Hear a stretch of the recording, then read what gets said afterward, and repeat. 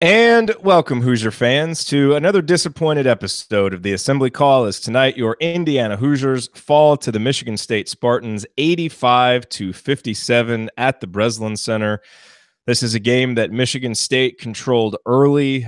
Clearly, they heeded whatever message Tom Izzo was giving them during their 5-day break between losing to Michigan and tonight's game against Indiana. And Michigan State came out locked in, playing hard, playing excellent pressure defense. And they really took it to Indiana after the Hoosiers hung tough there in the very early going of the game. Michigan State used an 18-0 run to extend their lead, and Indiana never was really never really able to threaten after that. And obviously, to add insult to injury, or injury to insult, I suppose, Juwan Morgan goes down in the first half with an ankle injury and did not even come back out to the bench for the second half, which suggests that maybe that injury is more serious than any of us would obviously hope it to be. So we'll see if we get any kind of update on that here during the show, and if we do, we will bring it to you. But otherwise, I'm Jerod Morris here with Ryan Phillips to break every element of this game down for you here on this episode of the Assembly Call IU Postgame Show. And let's start tonight's show as we start every show, and that is with our Hoosier Proud banner moment.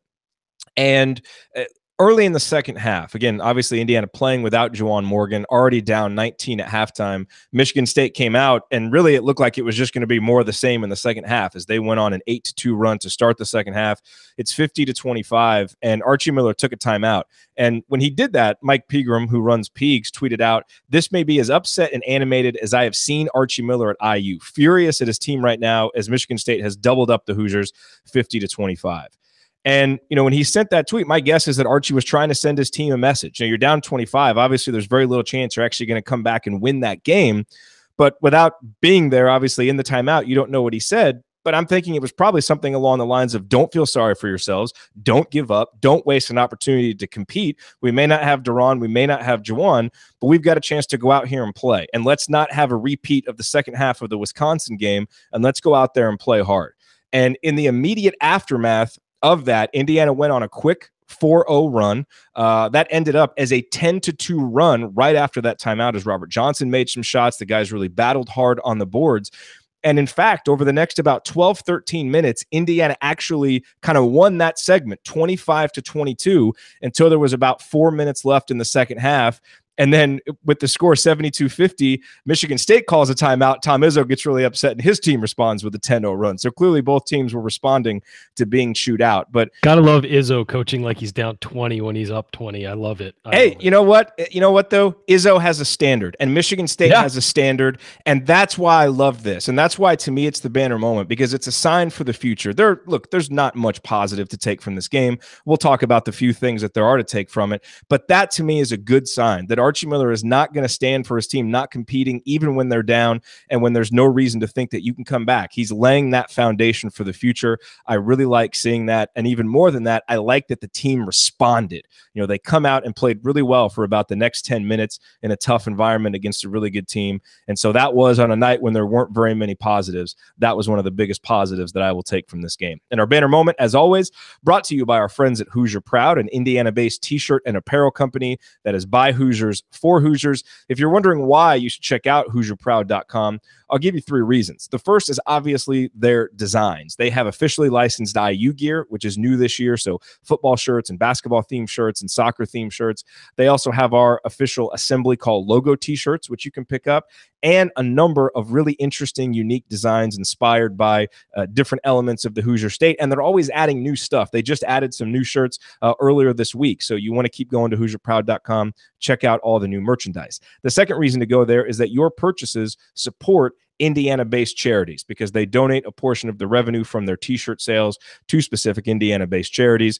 And Hoosier Proud has always been very generous with our audience. They give you 15% off your entire order, not just one shirt, not just the Assembly Call t-shirts, but everything that you order there. Just use the promo code ASSEMBLY, ASSEMBLY, so that they know that you heard about them here on the Assembly Call, and they will give you 15% off of your entire order. Check them out at HoosierProud.com. All right, well, it is time to move the ball, find the open man, and get some opening thoughts from the rest of our team. Andy Bottoms has the evening off.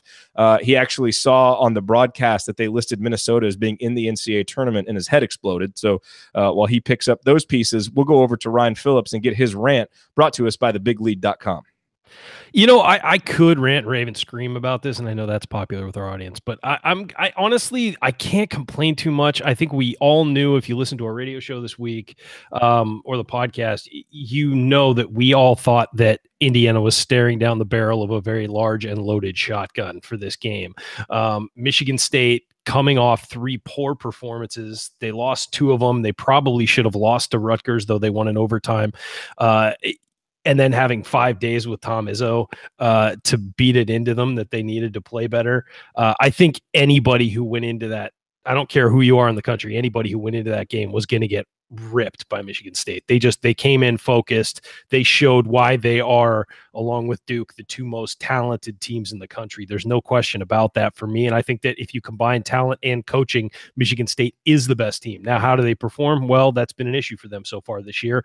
But when they're on, they're as good as anybody. And tonight they were on. And Indiana really, I don't think it was a lack of effort. I don't think it was a lack of focus or anything like that. I think once they got behind, you started to see some cracks form, because there was no way they were going to come back and win that game. And you saw some poor play at times, but for the most part, Indiana was fine. It just, that effort against a lesser team probably gets you in the game, but playing on the road against a Michigan State team that focused and that on, there was no chance. And Indiana showed the effort that you'd like, tried. I mean, there were, Michigan State was nailing contested shots in the first half. They were just out muscling and out manning Indiana. They used their length to great advantage. They had 7 blocks and probably double that in affected shots. This is a really, really good team. And this is the team that Indiana aspires to be, maybe with a more veteran presence, but that's the best team in the country when they're on, and Indiana did what it could. It just wasn't enough. I mean, look at some of the numbers. If some of you saw when we came on, I was flinching because I was looking at some of the numbers. 45 rebounds to 27 for Michigan State. I mean, I was shocked that they only got 12 offensive rebounds. Indiana had 8.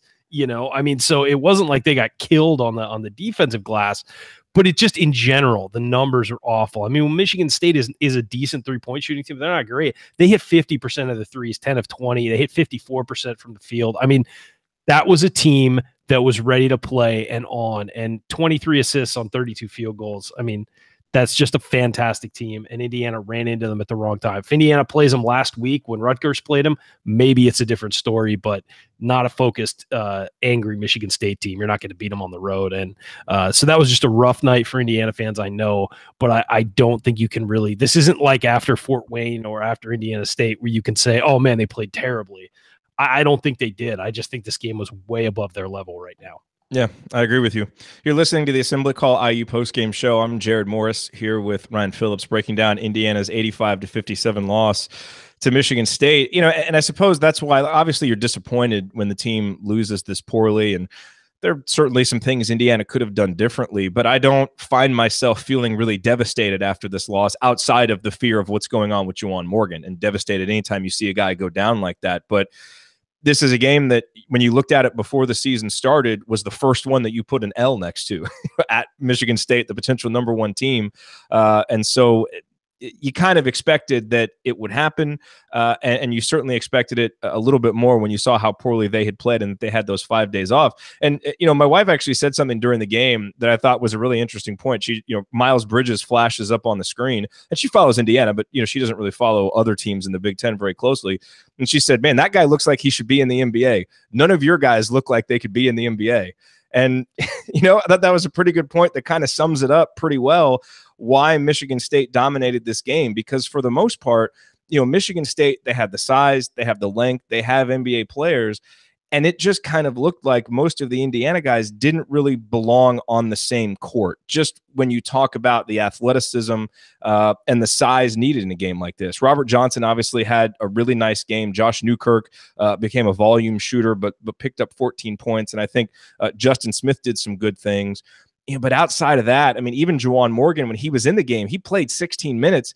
He was only able to score 2 points and grab 3 rebounds. Even he wasn't really able to get into it as much as he has been able to. So he also only got 5 shots off, and he had plenty of time on the block with position. But Nick Ward he's just too good. I mean, it was one of those things where they're just better, and they're taller, and they're longer, and they're, there's all of that stuff piles up. And we said earlier in the week, this is a terrible matchup for Indiana. Yeah. With size and length, and even when you get a driving lane.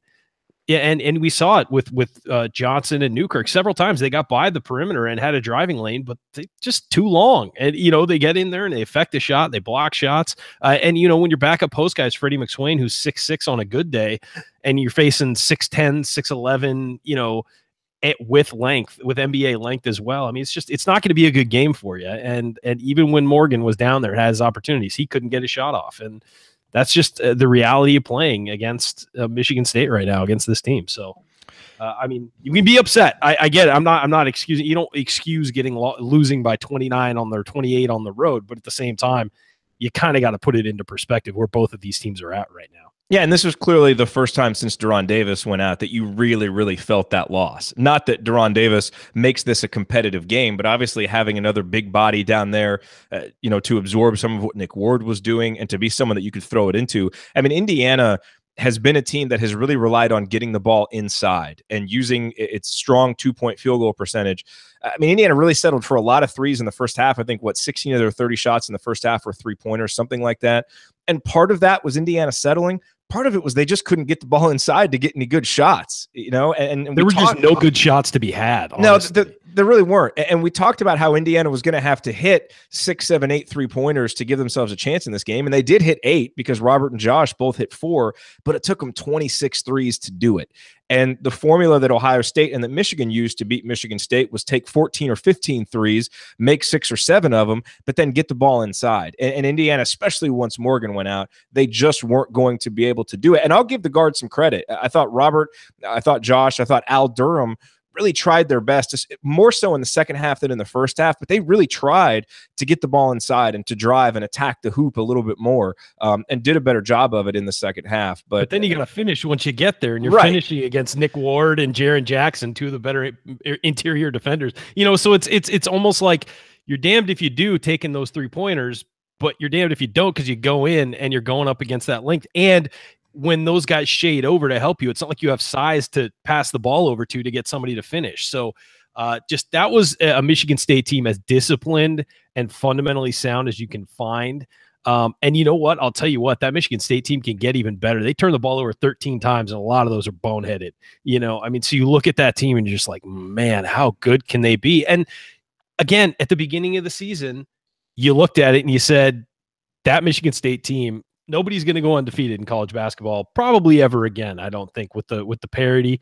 But man, that Michigan State team looks as good as anybody. And people said Michigan State and Duke are the 1 and 2. Those are the best two teams on paper. And Michigan State look like it tonight, and they can get better. And you look at that team, if they play like that, who can beat them?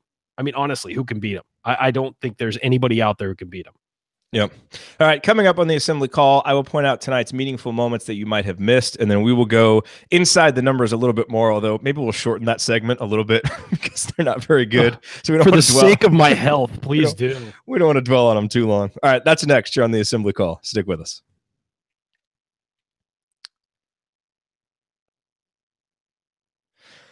You are listening to the Assembly Call IU postgame show. I'm Jerod Morris here with Ryan Phillips. We are breaking down Indiana's 85-57 loss up in East Lansing tonight to the Michigan State Spartans. It's time now for tonight's meaningful moment that you might have missed. And there's a couple of them that I want to point out. And for a while, this was going to be my banner moment tonight, but I want to give some kudos to Robert Johnson. I thought in terms of an individual who played well tonight, I think Robert is the one guy that you can really look at and really be pleased with what he did. He ends up scoring 21 points. He had 7 rebounds, and we know how big of a key it has been for Archie Miller with his guards rebounding. Robert Johnson led the team in rebounds. Also 4 of 6 from downtown, so we've really seen his 3-point shooting start to go back toward his more well-established career averages, which has been nice to see. But I was especially impressed with how he came out at the beginning of the game. We all knew this was going to be a tough game, and anytime that you're playing a team as good as Michigan State in their building, it's going to be a crazy atmosphere. They're going to try and get out early.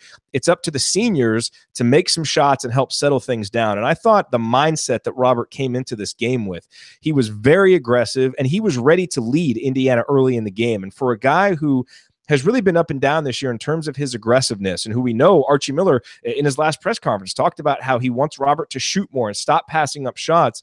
I think Robert really heeded his coach's advice tonight. He hit a three at the end of the shot clock really early in the game that really, I thought, kind of settled things down a little bit, where Indiana looked really, really out of sorts offensively right at the start. Then he went coast to coast after a missed free throw and made a layup.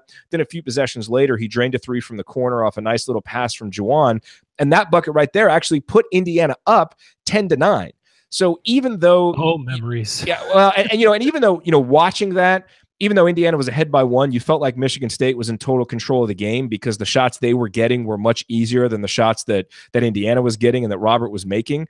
But at the end of the day, Robert made those shots and Indiana was hanging tough. And that's what you look to a senior to do. And Robert was never going to be able to win this game by himself, and no one else was really able to step up in the first half to put forth any resistance. But I was really impressed on an individual level with how Robert came out and played in that first half. And if he had some other guys, capable or able of stepping up with him, maybe this could have been a more competitive game. That wasn't able to happen, but kudos to Robert Johnson, because I thought he played well at the beginning, and then I thought he really responded well to Archie Miller's team tongue lashing there in the second half, and he was really one of the ones who made a lot of the plays that got that little Indiana run going. So nice leadership from the senior, who also, kudos to him, passed James Blackman Jr. on the all-time scoring list tonight.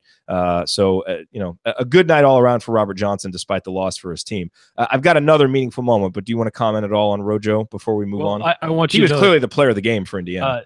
Team Tongue Lashing is the name of my progressive alt rock cover band, by the way. So, no, I agree. I think Robert was out there doing what he could. You mentioned guys passing up shots, and that Archie wants Robert to shoot more. The guy who needs to stop passing up shots is Zach McRoberts. He had 4 or 5 wide open looks tonight and just passed them up. And I know he looked scared to shoot it tonight. Exactly. And I know he's not a shooter, but you know what, dude? If you're going to be on the floor, you got to shoot when you're that open. And you know what? Maybe if you shoot some, you'll get some more confidence and shoot some more. I mean, I just thought he was a big nothing tonight. And I haven't thought that about McRoberts all year. I just thought he really provided nothing. And sadly, I know he was facing Miles Bridges on the other end, so it might have crushed his confidence, because Bridges, I mean, he was, there were times where McRoberts was in perfect position. Bridges just abused him, and that's a guy who's going to be in the NBA next year against a walk-on. And so I give Zach credit for effort. He did play 24 minutes tonight, and but at the same time, he's got to start shooting the ball. I mean, if he's going to be out there, he's got to start shooting the ball, or else there's really no point in he had that little stretch there for a while where he was shooting. Now, granted, that was against kind of the Youngstown States of the world. He hasn't really shown it against better competition, but I agree with you. He's going to have to, because he's playing big time minutes, and it can't just be 4-on-5 offensively when he's on. And teams are just leaving him alone. I mean, they really are. And so why wouldn't they? Yeah, I mean, that's the thing. And also, Colin Hartman was 0 of 5 from the field tonight, and 0 of 4. Now, to his credit, he didn't have many good looks, and it was kind of the thing where a couple times he just felt like I really need to, shoot the ball here, and nobody else is going to, so I kind of need to fire it up. I thought this game looked way too fast and big for Colin. I thought it was that way for a lot of IU's players. I mean, and it was to their credit. Again, it's that's just who they were playing. I mean, that's a team that is just light years beyond a lot of other teams. I mean, I think that, I'm struggling to find, other than Purdue, who in the Big Ten and Ohio State, obviously, but who in the Big Ten would have lost by less than 25 tonight. I mean, those are the only two teams I can think of who would have. I just Michigan, don't. Maybe, since they beat them by 10 last game. Maybe, but not if Michigan State played like they did tonight, perhaps. Yeah, that's what I mean. If they play like this, I mean, they're blowing everybody out. And so I think that, everybody looked slow. Everybody looked unathletic. Everybody looked, just a step behind everything that Michigan State was doing. And to their credit, that's just who Michigan State is right now. Yeah, I thought the other kind of meaningful moment back to the first half, when the game was still a little bit, not quite fully decided yet. It was 18-10. And it's kind of one of those spots in a road game where, okay, the home team has made their little run. Now you've got to find a way to string together some stops, get a couple of buckets, and settle things down a little bit. And Indiana had a chance. They doubled Nick Ward. He made a bad pass, which is exactly what they wanted to do. That's Ward's weakness, is he's not a great passer. out of the double teams, and Al Durham had a chance to get a really easy steal, but he just kind of butterfingered it, couldn't get it. It ends up going over to Jaren Jackson on the reversal, and he made a three. That made it 21-10, and it was a huge play because it could have been 18-10 going the other way with a transition opportunity. Instead, it's a three-pointer. The momentum builds, and then on the next possession, Devontae Green I don't know what he was doing on his closeout on Matt McQuaid, but I mean, he just let him blow right by him to the baseline instead of forcing him to the middle, offered no resistance. Juwan Morgan had to come over and help, but he was kind of out of position. He ends up fouling. McQuaid makes the circuit shot and hits his free throw. And now all of a sudden it's 24-10. It would become 27-10. And that was the end of that 18-0 run for Michigan State. And I thought, those two spots right there, you've got a chance to make a play defensively that can maybe help lead you to offense, especially when you're struggling offensively. Indiana wasn't able to make it. Now, look, it was inevitable that Michigan State was going to run away with it, but I thought that's where it really turned, and where basically from that point forward, Indiana just didn't have another chance in the game.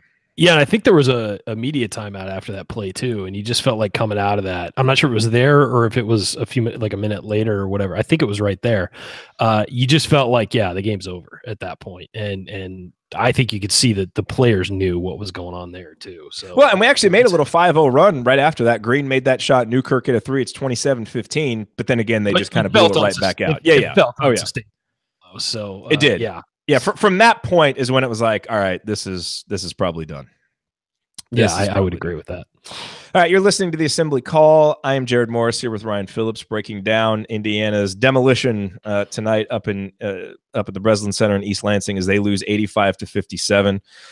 Ryan, let's intrepidly go inside some of these numbers. I think one of the numbers that really jumps out, and this will give us a chance to talk about him, Josh Newkirk takes 17 shots.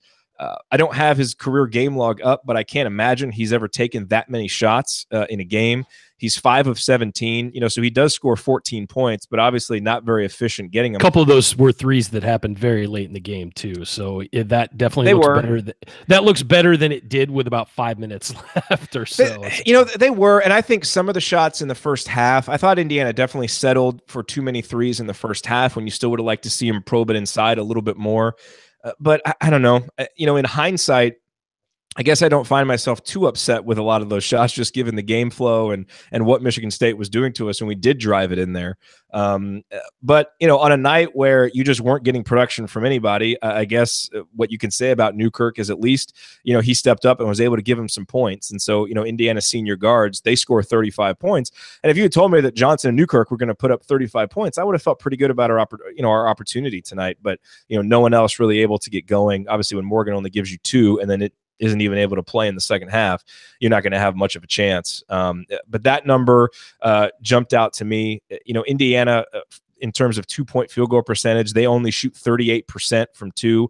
That's basically what Michigan State has been holding teams to this year. They are number 1 in the country in 2-point field goal percentage defense. They're number 1 in effective field goal percentage defense. And they basically held Indiana to those averages. And when Michigan beat Michigan State, they were able to surpass what Michigan State had been giving up. Yeah. So Indiana kind of played right into Michigan State's hands and right into some of the averages. And as we talked about on Assembly Call Radio, that was part of the formula that Indiana was going to have to use. To Indiana's credit, they didn't turn the ball over a ton. Indiana only had 9 turnovers, a percentage of 13.5%. So that's one that you look at from a positive standpoint.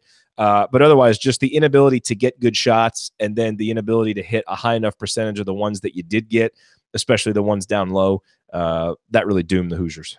Yeah, I would say that this was a typical Michigan State defensive performance. This is what we've seen all year. I mean, pretty much.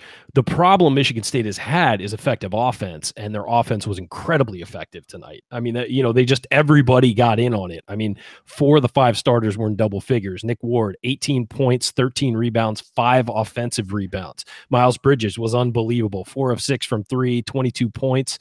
I mean, and they were efficient. And that's, Langford was the only guy who wasn't efficient. He was 3 of 12 and he had 7 points, but he also had 6 rebounds, 3 assists and only 1 turnover in 23 minutes. So nobody was bad for them. And then you got McQuaid playing pretty well. He had 11, which is more than you usually expect from him. So look, they were just so efficient offensively that it just crushes anything you have, because their defense is, as you said, always good, and they might be the best defensive team in the country.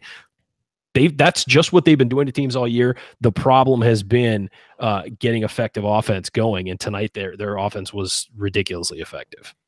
They also, I said, 23 assists on 32 makes is unbelievable. Yeah, that's what I was going to say. That was the other one, and especially for a team with so much individual talent to share the ball like that. Because a lot of times when you're that talented, you do a lot of one-on-one. I mean, that's just part of the plan. You dump it in the post, let a guy back down for 5 seconds, and then shoot it, or you get Bridges on the wing and let him go. But to get 23 assists when you're this talented, that means you're playing pretty darn well and you're sharing the basketball. Yeah, and in most games when Indiana has played well, they have had an advantage in points in the paint, or it's at least been even. Tonight, Michigan State outscores Indiana 38-18 in terms of points in the paint. They also had a huge advantage in points off of turnovers in the first half, although Indiana evened that up a little bit in the second half. What about the rebounds too? Is just to lose the rebounding battle by 18. By 18, and Indiana's not a bad rebounding team. I mean, they've actually, the games they've won, they've solidly out rebounded their opponents. And but when you take Juwan Morgan out of it for the second half, that really hurts. Again, I didn't look at it and think Indiana's not competing on the boards or trying. Some of those boards, some of the boards that Freddie McSwain is able to get in other games, he's just not going to get because they're going to swallow them up.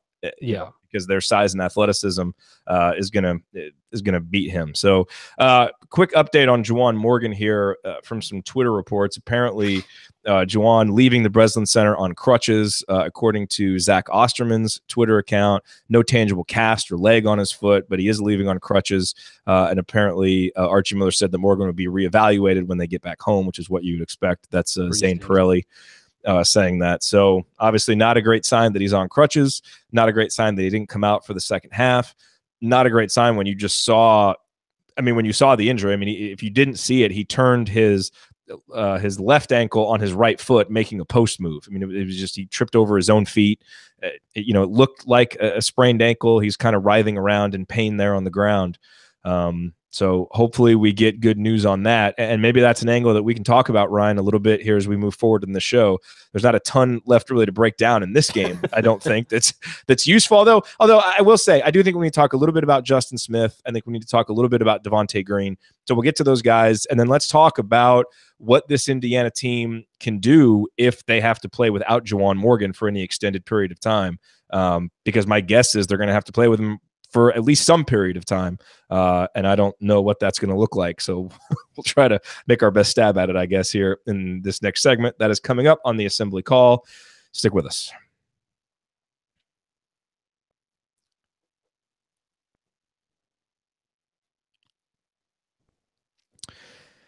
You are listening to the Assembly Call IU postgame show. Catch us live immediately following every IU basketball game and every Thursday night on our YouTube channel, youtube.com/assemblycall. You can also view all of our live broadcasts right on our homepage at assemblycall.com. I am Jerod Morris here with Ryan Phillips, breaking down Indiana's loss at Michigan State. And Ryan, before we kind of talk about what an Indiana team would look like without Juwan Morgan here moving forward with this tough schedule that the Hoosiers have coming up, a couple other individuals that I want to talk about. Justin Smith finished the game with 9 points. He had 4 offensive rebounds. I'm sure most of those came in the second half. I really thought he battled a lot more in the second half, and I liked what I saw out of him. Made a nice jump shot. I thought, early in the game, I thought he got a little bit spooked because he had 2 nice drives into the basket early. And I thought it was pretty clear that he got fouled on one of them. Nothing was called. Archie was screaming at the officials. Yeah, he agreed. And that's been an issue for Justin, finishing down low. And obviously going up against Michigan State, it's going to be hard for him. But I thought in the second half, he was more aggressive, played a little bit stronger. So not a great game from Justin, but I thought some good signs from him in a tough environment against a tough opponent. And then I thought Al Durham did some nice things. I thought he had some nice drives to the basket. I thought the little Euro step finish that he had was nice to see. So, he had 5 points and really made an effort to get the ball into the paint. And for a guy as little as him, he certainly took some contact, but his ability to finish against Michigan State a couple of times was impressive. So not great performances from the freshmen, but I thought each of them showed a little something against a tough opponent, which is, I guess, something positive to take from this one. Yeah, I think Justin Smith, he was definitely shook early. And, they had him out guarding. Who was he guarding to start? Was it Jaren Jackson? Yeah, he was guarding Jackson because Juwan was on Ward and McRoberts was on Miles Bridges. So it was like basically what we predicted. And yeah, I thought that, that's just a tough matchup. He's facing a 6'11 freshman or 6'10 freshman, I mean, who's, an all world, everything, probably an NBA guy next year. And Justin, is just getting his feet wet in college basketball still. I mean, I know it's another freshman, but Jackson's been starting since he walked on campus.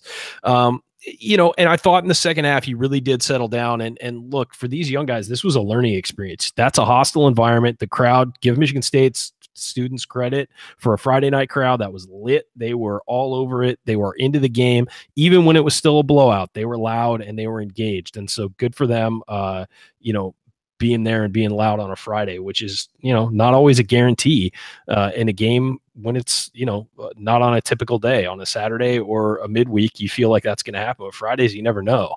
And so credit to them, and they definitely got some of the freshmen spooked. I thought Al Durham, again, in the second half played better as well. He was trying his darndest on defense, but just was having a rough time with those guys, with Cassius Winston and Langford and Bridges out there when he'd switch on to him or help out. I mean, he was just having a real tough time, and that's understandable. Those guys are all studs, and he was just struggling. So, yeah, I thought there were some encouraging signs in the second half. And again, learning experience. There's stuff to build on here. And particularly for Justin Smith, who I think needs to continue to get better, especially if Juwan Morgan's going to be out.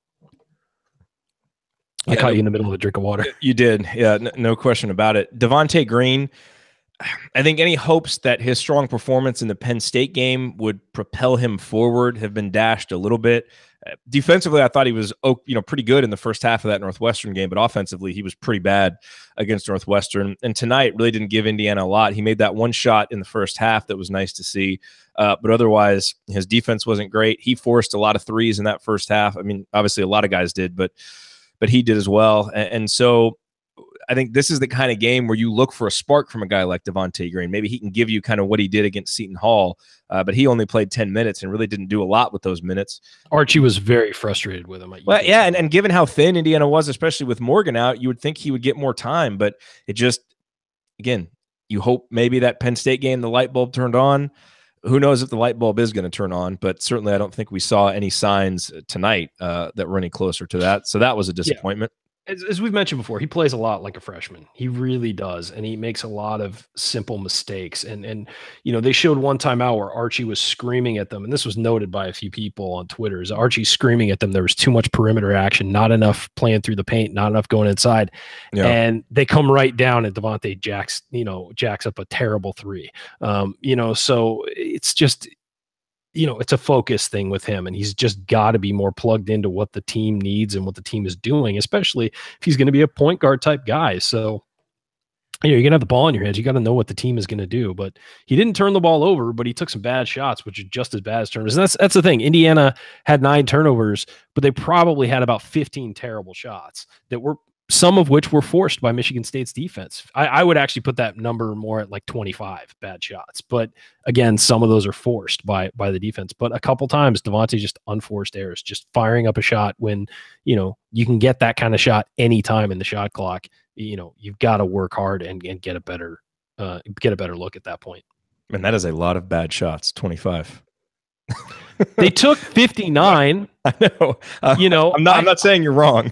Yeah, I'm looking at. I mean, they made 20 and took 25 bad shots. That's why I think. And some of those bad shots went down. A few of them did. But as far as I think I'm looking at the number of shots they took tonight. I gotta say, about half of them were either contested or just too early in the clock or bad. And a contested shot's a bad shot.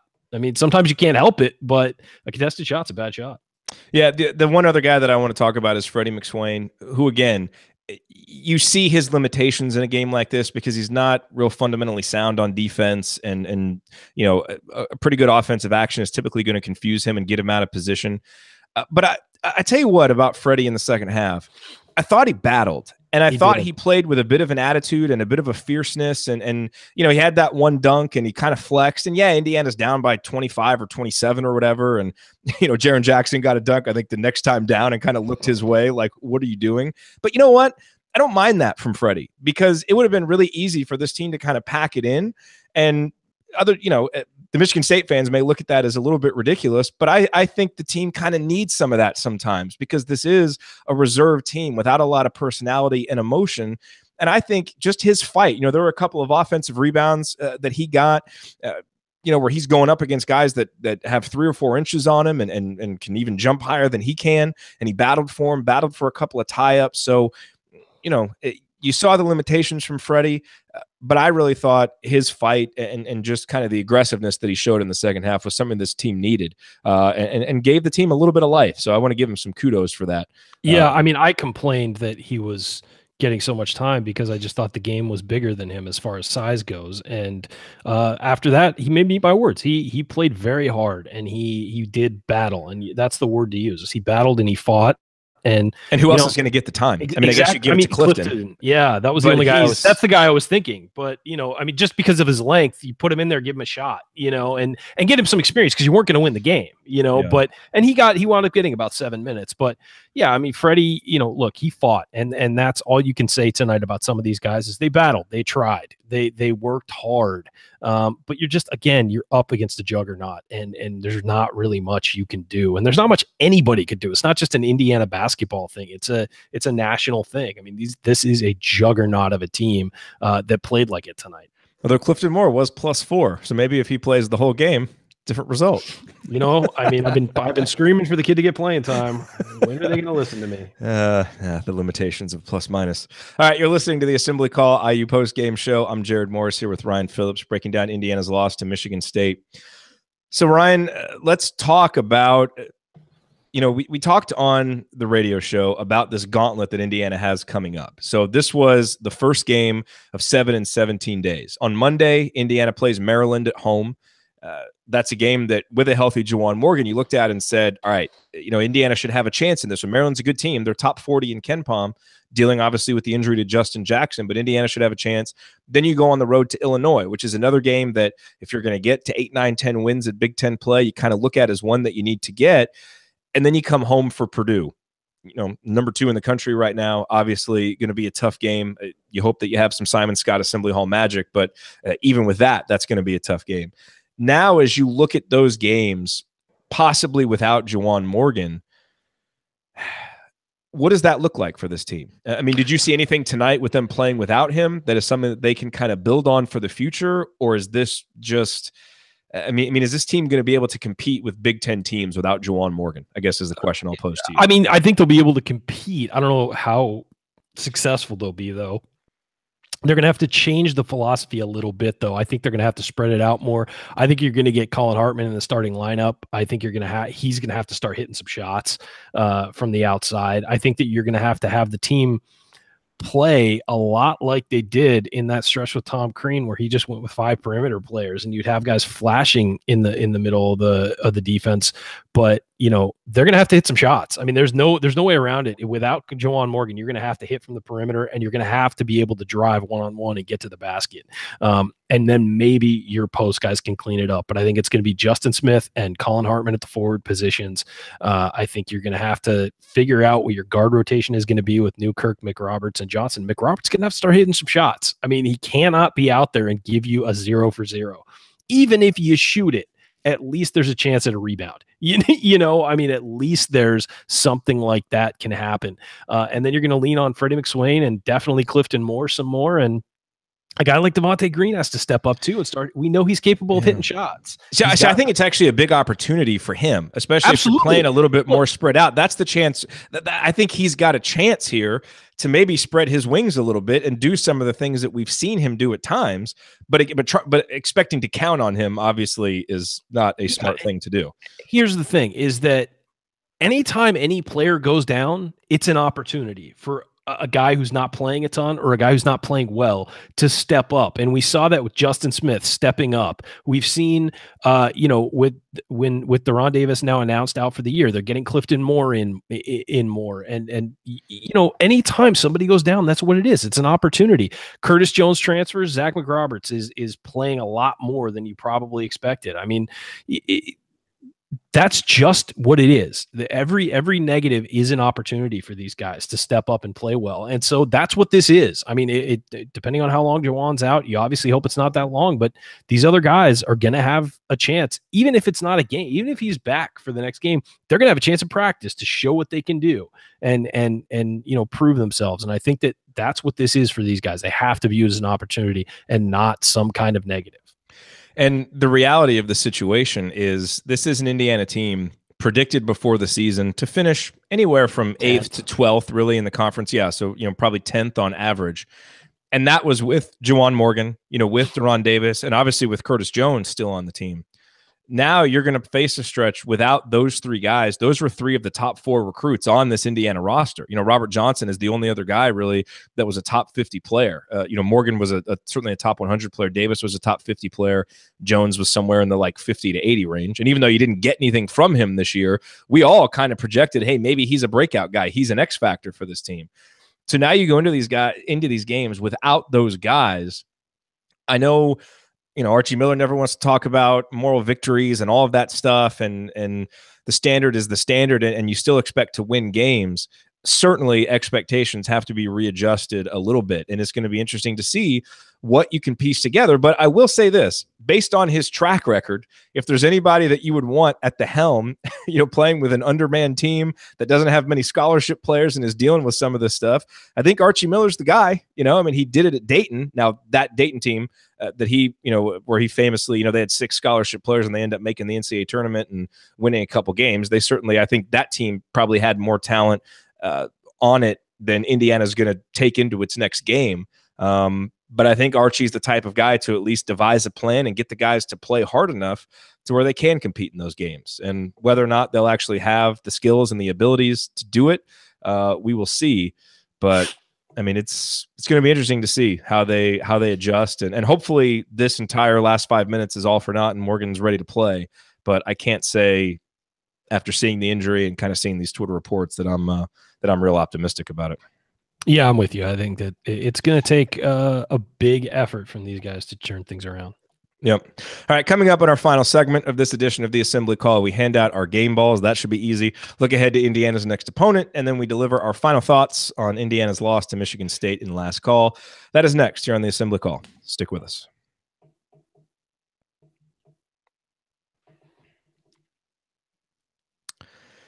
You're listening to the Assembly Call IU postgame show. I'm Jerod Morris here with Ryan Phillips, and we are wrapping up our breakdown of Indiana's 85-57 loss to the Michigan State Spartans. A night when really everything that could go wrong for the Hoosiers went wrong, including an injury to their best player, a guy in Juwan Morgan, who was really threatening for an all Big Ten spot coming into tonight. But he was held in check while he was out there, only 2 points in 16 minutes, and then goes down with an ankle injury. And so we await word on how many games he will be out. But Ryan, let's do some game balls for this game. And I think it's pretty obvious who's going to get the game ball for this one. No, I'm switching mine up. I'm going with Freddie McSwain in the second half. I like it. I loved his effort in the second half when that game was a blowout. I mean, it was 30 points at one point, and he was still fighting, and he was scratching and clawing and, playing with pride. And, even though he was completely outmanned, I thought one was great. Somebody drove. I didn't catch who it was because I was setting up for the show. I didn't catch who it was, but drove in, and McSwain came off the weak side from behind and blocked his shot when you're down 25, and just knocked it out of bounds. And, that kind of effort is what this team is going to need over the next couple of weeks to really keep afloat, especially if Juwan Morgan's out. So I love the way he fought. I know he only had 4 points. He only had 5 rebounds, played 20 minutes, and had 4 personal fouls, but he battled and he fought, and I liked it. I liked what I saw from him. Especially, I do feel a little bad for sort of saying that he didn't belong in the game. It wasn't a harsh assessment. I was making the assessment about I thought that he was too small for the game. Well, the reality is you're probably not going to beat Michigan State if Freddie McSwain is playing 20 minutes. But he was out there and did the best he could, Yeah, I mean, he was guarding Ward, and my point was just, I just don't think he should be you shouldn't put him in that position. It's just not a position he's going to succeed in. And right after that, I'll give him credit. He really was fighting hard and setting a pretty darn good example for the rest of the team. So I give my game ball to him. Look, I think Archie gets a game ball for not putting up with the lackluster start to the second half and nipping that in the bud, and I think helping to lead the team to that 25-22 run in the second half, which was, clearly the best stretch that they played. But my game ball goes to Robert Johnson. I think we saw tonight some of the things we've been wanting to see: an aggressive mindset. He was efficient. He only took 13 shots to get his 21 points. And he rebounded on a night when Indiana got dominated on the glass. Robert continued to rebound from the guard position. He had 7. In fact, I'm curious. We know that the benchmark for Indiana is 12 for guard rebounds, and that includes Zach McRoberts. So Johnson had 7. Newkirk had 2, so that's 9. Durham didn't have any. Devontae Green didn't have any. Zach McRoberts didn't have any. So they only got 9. They didn't get to the 12. So I think that's the first game since Archie set that benchmark that they didn't get there. But it wasn't because of Robert Johnson. He's a guy who's been up and down this year, but he did tonight everything that you would ask him to do and really led his team. There just weren't enough guys out there who were capable of being able to follow in a big enough way. And that's why Indiana lost in a non-competitive fashion. Even though they competed, the game obviously wasn't competitive as Michigan State wins going away. So, Ryan, let's talk a little bit about Maryland coming up. Obviously, this is the segment that Andy usually takes, and so we won't talk too much about it because neither one of us can speak too authoritatively on Maryland. But they are a team that is 15-6, again, top 40 in KenPom. I think, they were a team coming into the season that a lot of people had high hopes for because they had that freshman class last year of Cowan, Herter, and Justin Jackson that really showed people a lot. And obviously Jackson getting hurt has really put a crimp in those plans, but Cowan has been a really good player. Herter has played well. He's shooting, 46.8% from downtown. So those are two guys that are, using a lot of possessions for them, playing a lot of minutes for them. Those are their two key guys. But they come in, they beat Minnesota at home by 11. Minnesota is absolutely reeling, so I'm not really sure what wins against Minnesota are worth these days, especially at home. Sadly, yeah. Yeah, but prior to that, they had lost 3 out of 4. They lost to Michigan, they lost to Ohio State, and they lost to Michigan State. In fact, they got their doors blown off by Michigan State 91-61. So, similar kind of to what happened to Indiana. So, they seem... I think coming into tonight, you would have said it kind of seems like Indiana and Maryland are kind of on equal footing. Obviously, without Juwan Morgan, that probably changes a little bit. So it's going to be interesting to see who Indiana has available. But I think this Maryland team, they come in, they're certainly capable of winning a game on the road at Simon Scott Assembly Hall, especially if Morgan can't play. But the two guys to really look for are Cowan and Herter. And they're a team that's been pretty good offensively this year. They're top 40 in the country in effective field goal percentage. They've shot well from downtown. They are turning the ball over a lot. They turn it over 21%, so that's about 290th.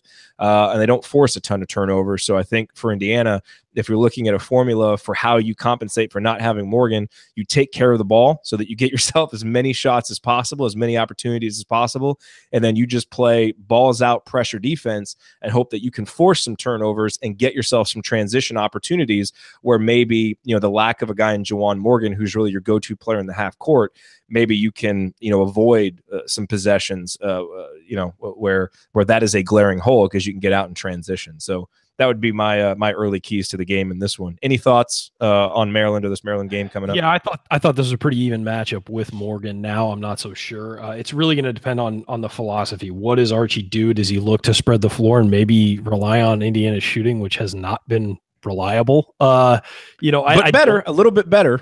Sure. No, better on good looks. I will say this: on good looks, it feels like we're shooting better. Yeah. Tonight we didn't have a lot of good looks, but I feel like on good looks we're hitting a little more. Trying to be positive.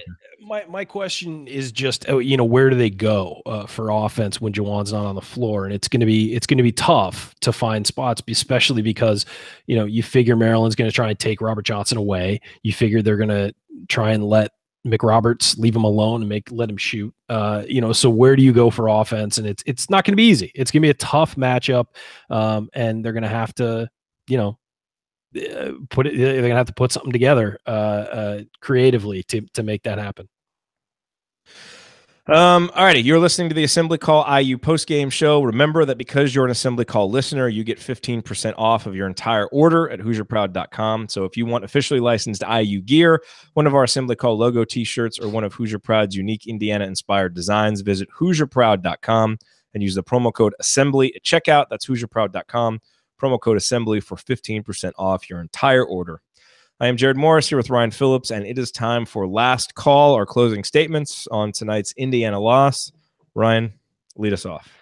That was just, man, enjoy watching that Michigan State team. That's a really, really good team when you get the chance. I mean, sometimes you don't want your opponents to be, you want teams that aren't Indiana to be really fun to watch, but that team's really fun to watch sometimes, and so I would advise people, it's a unique team that is one of the better teams we've seen talent-wise that we've seen in college basketball in a long time. I don't like Duke either, but when they're playing well, they're fun to watch too.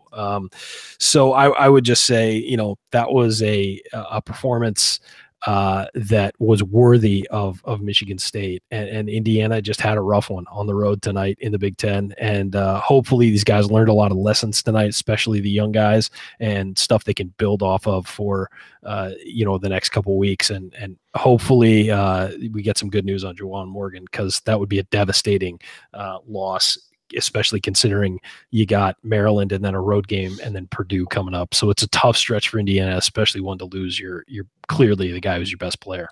Yeah, and Tony had a good point in the chat, based on what I said there about Indiana shooting better on open looks. Really, that's basically Robert Johnson is the only guy who's shooting better on open looks, because Colin Hartman didn't shoot well. Obviously, Devontae Green didn't make his. Newkirk from straight on is the only other Newkirk from straight on is money. It is, man. I'm telling you. And you know what? It's like there have been times where he shot a little quick from there, and I'm like, you know what? No, I'm okay with that, because he's been shooting well from there. But everywhere else, I'm kind of like, yeah, no. But at least it's a good sign that Robert Johnson's making his three. So I think if you're looking for positives to take from this game, and there certainly aren't many, I think obviously the fight that Indiana showed in the second half, to at least win that about 10-minute segment after Archie Miller's timeout, I thought that was a good sign. And I think for a team that's going to have to rely on its guards and its outside shooting, if Juwan Morgan is out for any extended period of time, and even if Morgan is back, this was still a team that was going to kind of go as its guards went. I think seeing Robert Johnson play the way that he did tonight, that is a template for future success. And so if this is a sign of what we can expect from Robert consistently, and I don't think he's obviously not going to make 4 for 6 from downtown every single game, but if he's playing with this kind of aggression and hitting the boards hard and not having some of the silly turnovers and still able to play decent defense on the other end, that is what Indiana's going to have. I mean, he is going to have to lead this team to wherever they're going to go here the rest of the second half of the season. And so I thought that was good to see. And I mean, look, we all know, especially if Morgan is out, some expectations are going to have to be reset. I think we spent some time on the radio show. Obviously, the NCAA tournament still hasn't been a legitimate conversation, but started talking about whether making the NIT was legit and whether that would kind of be success for this team. And without Juwan Morgan now, I think you're really going to be pressing just to do that and just to get on an NIT bubble. So you hate to have fluctuating standards as you go through a season, but this is Archie hasn't yet built up the program yet, and the roster management leading up to this season wasn't good enough to where you really feel good about being able to sustain Curtis Jones not developing at all and then transferring, and Deron Davis getting hurt, and then Juwan Morgan getting hurt. There's just not a deep enough roster to sustain that. So I think you can be obstinate and kind of say, well, we should still win every game, and this is Indiana, yada, yada. But at the end of the day, the reality is I think the expectations have to shift a little bit now. And I think we have to continue to look for the little things that suggest that the program is going in the right direction. And it's pretty easy to look at an 85-57 loss in a macro sense and say, okay, Indiana is far, far away from the elite teams in the Big Ten. And that is certainly true. But I thought there were some little things tonight in the second half that showed some growth even from a few weeks ago. You think about the second half against Wisconsin and how non-competitive Indiana was, even in a game they had a chance to win. And tonight, they really didn't even have a chance to win in the second half, but for a long stretch of that second half, they played like it. And I think that's the impact of Archie Miller and holding the team to that standard. And I think seeing seniors like Robert Johnson and Josh Newkirk bounce back from some of those struggles early in the year and be guys that you can start to count on now is important for leading some of the younger guys. So I do think even in a loss like this, there are some things that you can look at and point to as good signs for the future. Now the key is in environments that are less hostile than the Breslin Center and against opponents that are less just clearly dominant over Indiana than Michigan State, can these Hoosiers find a way to scratch and claw and compete and get some more wins as we move through the season? I think they will. It'll be interesting to see what games those happen in. And certainly some of that will be dependent on Juwan Morgan. But a few positives to take on a night that was otherwise, pretty demoralizing. And hopefully it doesn't get worse with bad news about Juwan Morgan. But we will await that. And we will talk to you on Monday night after the Maryland game. But that'll do it for us on this edition of the Assembly Call IU postgame show. Remember that our live broadcasts immediately following every IU game are always available on our homepage at assemblycall.com and on our YouTube channel, youtube.com/assemblycall. And you can always catch up on demand anytime with our podcast. Just search for Assembly Call wherever you listen to podcasts. And don't forget to go to assemblycall.com/join to join our free email newsletter so that you get our 6-banner Sunday news roundups as well as our post-game analysis emails. Thank you, as always, for listening. We will talk to you again Monday night after the Maryland game, and then it's a quick turnaround again after that as Indiana then goes on the road and plays Illinois on Wednesday night. So we will have 2 shows in 3 days at the beginning of next week for you. We hope that you will join us for those. Until then, keep your elbows in and your eyes on the rim, and go Hoosiers.